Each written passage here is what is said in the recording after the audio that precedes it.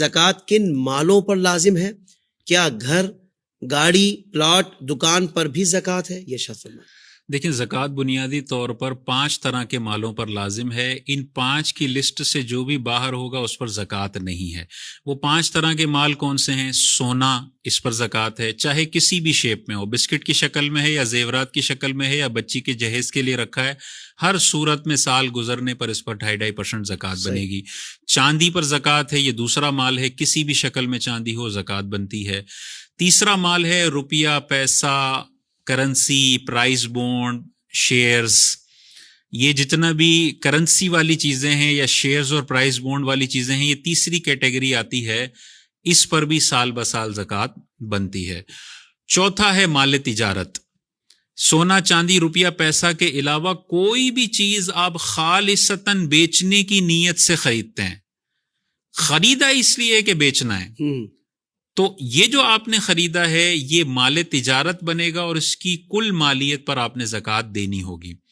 اگر مثال کے طور پہ خالصتاً خریدنے کی نیت نہیں ہے، مکس نیت ہے، اچھے پیسے ملے تو یہ پلاٹ بیچ دوں گا ورنہ اس پہ گھر بنا دوں گا، تو اس پلاٹ کی قیمت پر زکوٰۃ نہیں ہے. لیکن پلاٹ اسی لیے لیا کہ خالصتاً بیچنا ہی ہے مجھے، تو اب پلاٹ کی قیمت پر زکوٰۃ ہوگی. مثال کے طور پہ 2 سال تک آپ کی نیت تھی کہ خالصتاً بیچنے کے لیے خریدا ہے، تو 2 سال تو زکوٰۃ ہوگی. تیسرے سال آپ نے نیت کی کہ اب میں نے بیچنا نہیں، اب میں نے اس پر گھر بنانا ہے، تو اب وہ مال تجارت سے باہر ہو گیا، صحیح، اب اس پر زکوٰۃ نہیں ہے. اور 5واں مال ہے جانور.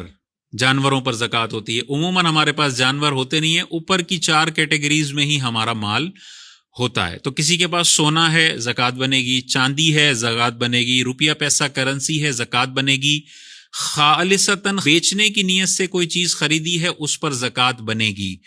اس کے علاوہ اربوں روپے کا مال اس کے پاس ہو اس پر زکوٰۃ نہیں بنے گی. استعمال کا موبائل ہے، نہ سونا ہے، نہ چاندی ہے، نہ روپیہ پیسہ ہے اور نہ مال تجارت ہے. ایکسٹرا موبائل پڑا ہوا ہے، بیچنے کی نیت سے خالصتاً نہیں لیا، نہ سونا ہے، نہ چاندی ہے، نہ روپیہ پیسہ ہے اور نہ مال تجارت ہے. رہنے کا گھر ہے، اس پر بھی زکوٰۃ نہیں ہے کیونکہ نہ سونا ہے، نہ چاندی ہے، نہ روپیہ پیسہ ہے اور نہ مال تجارت ہے. ایکسٹرا گھر ہے، کرائے پر چڑھایا ہوا ہے، خالصتاً بیچنے کے لیے نہیں لیا، اچھے پیسے ملیں گے تو بیچ دوں گا ورنہ تب تک کرائے پہ چڑھا دیتا ہوں. یہ مکس نیت ہے، یہ مال تجارت نہیں بنے گا. اس کرائے کے گھر پر بھی زکوٰۃ نہیں ہے.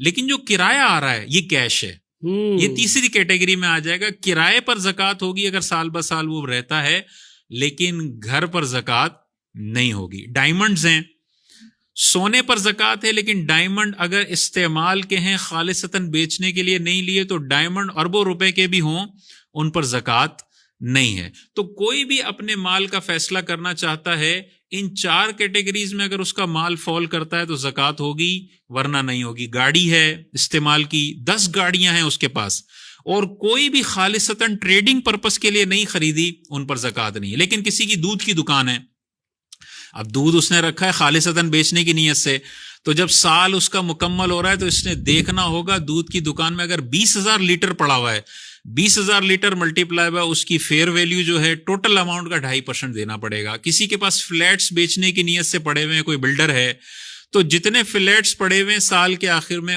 وہ مال تجارت ہیں اس پر دینا پڑے گا. تو ہر بندہ دیکھ لے مال تجارت کس کا بن رہا ہے کس کا نہیں بن رہا، آسانی سے فیصلہ کر سکتا ہے زکوٰۃ ہے یا اس مال پہ زکوٰۃ نہیں ہے. سبحان اللہ، سبحان اللہ.